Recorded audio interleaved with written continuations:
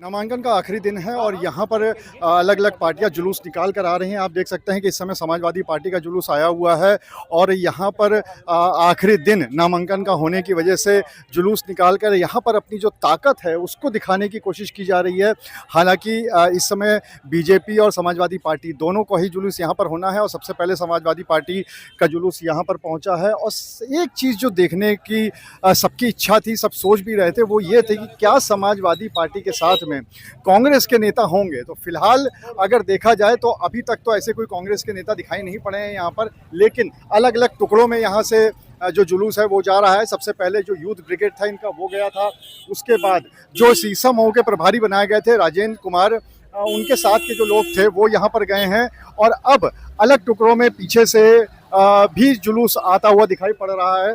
अगर आप इस तरफ देखेंगे हमारे पीछे तो यहाँ पर दिखाई पड़ रहा है कुछ कांग्रेस के नेता यहाँ पर नज़र आ रहे हैं। हालांकि शायद ये दिखाने की कोशिश हो रही है कि यहाँ पर जो समाजवादी पार्टी और कांग्रेस है वो दोनों एक साथ ही हैं, लेकिन उनकी अलग आ रही है। तो यहाँ पर बात भी कर लेते हैं।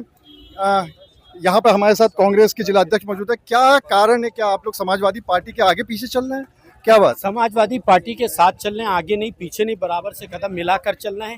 इस देश में भाजपा को हराना है, क्योंकि लोकतंत्र और संविधान में जिस तरीके से हमला किया जा रहा है, इसलिए अपनी पार्टी की स्थिति को लेके उससे ज्यादा बड़ा उद्देश्य जो है इंडिया गठबंधन के प्रत्याशी को जिताना है।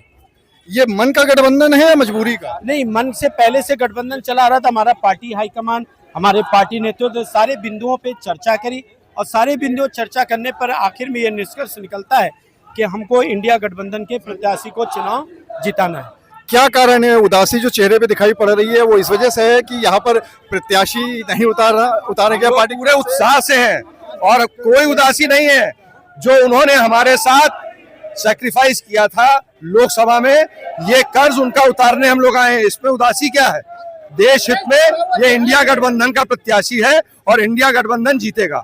बहुत से आपके जो कद्दावर नेता हैं वो दिखाई नहीं पड़ रहे हैं, जो पुराने नेता हैं, कद्दावर नेता हैं, तो उसका क्या कारण है? अब कद्दावर की डेफिनेशन क्या है मैं नहीं जानता। सभी मुअज्जिज कांग्रेस के लोग यहाँ पर मौजूद हैं। हमारे विधायक जी जो सीसा मऊ विधानसभा 2 बार हैं, उनसे बड़ा कद्दावर नेता कौन हो सकता है? वो है हमारे आलोक मिश्रा, जो लोकसभा प्रत्याशी लड़े वो है, शहर अध्यक्ष है, संगठन प्रभारी है, विधानसभा प्रभारी है, वार्ड अध्यक्ष है। अब इनसे बड़ा कद्दावर और कौन क्या हो सकता है? तो आप सब कांग्रेस के नेता, इनका ये कहना है कि वो पूरी तरह से समाजवादी पार्टी के साथ में है और अपने यहाँ बोल भी रहे हैं। यहाँ पे संजीव दरियावादी भी है जो कि इसी सीट पर चुनाव लड़ चुके हैं। आप पहले भी चुनाव लड़ चुके हैं, जीत भी चुके हैं, विधायक बने हैं, इसी सीट से बने हैं।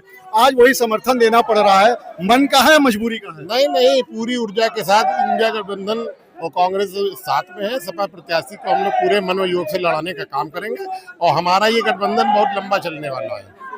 तो यहाँ पर जितने भी कांग्रेस के नेता हैं वो लगातार इस बात को कह रहे हैं कि यहाँ पर मन का गठबंधन है, मजबूरी का नहीं है। हम लोग कोशिश करते हैं यहाँ पर समाजवादी पार्टी के भी अगर कुछ नेताओं से बात हो जाए तो उनसे भी बात करने की कोशिश करते हैं। यहाँ पर समाजवादी पार्टी के लोग भी आए हुए हैं और उनसे भी बात कर लेते हैं कि आखिर उनका क्या कहना है, क्योंकि यहाँ पे लगातार जो बात हो रही थी वो हो रही थी कांग्रेस की और समाजवादी पार्टी के गठबंधन की। और यहाँ पर ये दिखाने की कोशिश तो हो ही रही है कि साथ में यहाँ पर नीलम रोमिला सिंह है, बहुत पुरानी सपा नेत्री हैं यहाँ पर। आप लोग का जुलूस पहले आया, कांग्रेस का बाद में आया, उनकी तरफ से कुछ नारेबाजी भी नहीं हो रही है, कुछ जिंदाबाद के नारे भी नहीं लग रहे हैं, क्या कारण है? ऐसा कुछ नहीं है।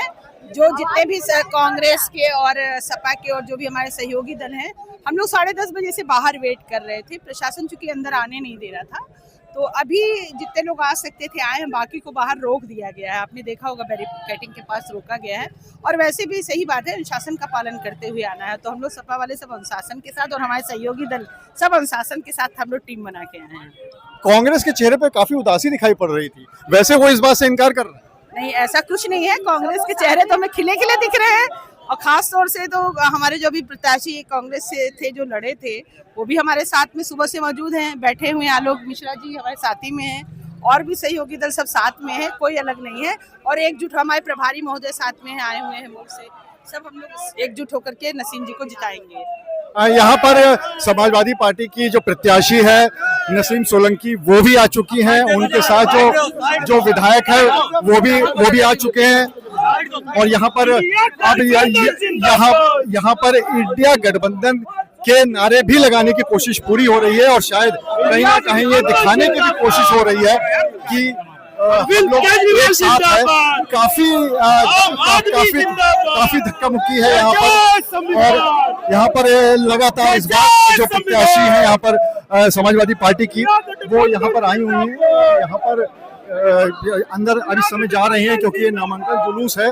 तो यहाँ पे जो दूसरे नेता उनसे भी बात कर लेंगे। यहाँ पे विधायक अमिताभ जी, कांग्रेस साथ में जरूर आए हैं कुछ नेता, लेकिन कहीं ना कहीं उदासी चेहरे पे है, कोई नारेबाजी भी नहीं है, तो ये मन से ज्यादा मजबूरी का गठबंधन लग रहा है।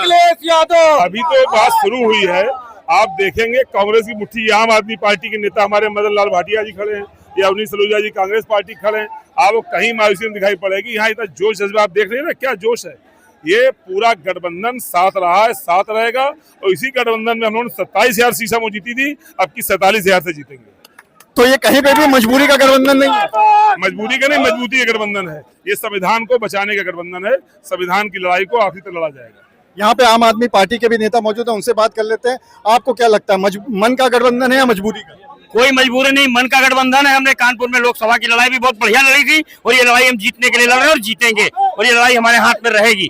क्योंकि बीजेपी ने जो हाउस टैक्स की बढ़ोतरी की है, जो नामांकन शुल्क की बढ़ोतरी की है, बीजेपी का है ऐलान बिकवा कर रहेंगे आपका मकान। बीजेपी का ये कहना है, अभी तो ये झांकी है, आपको बेघर करना बाकी है। हम इसी नारों के साथ जनता के बीच में उतरकर और जनता को एकजुट करने का प्रयास कर रहे हैं। तो लगातार यहाँ पर जो नेता हैं वो इस बात कह रहे हैं कि वो गठबंधन के साथ है और गठबंधन में ही लड़ेंगे यहाँ पर, और उन्होंने अपनी जीत के दावे भी किए हैं। अनुराग अग्रवाल, TV9 कानपुर।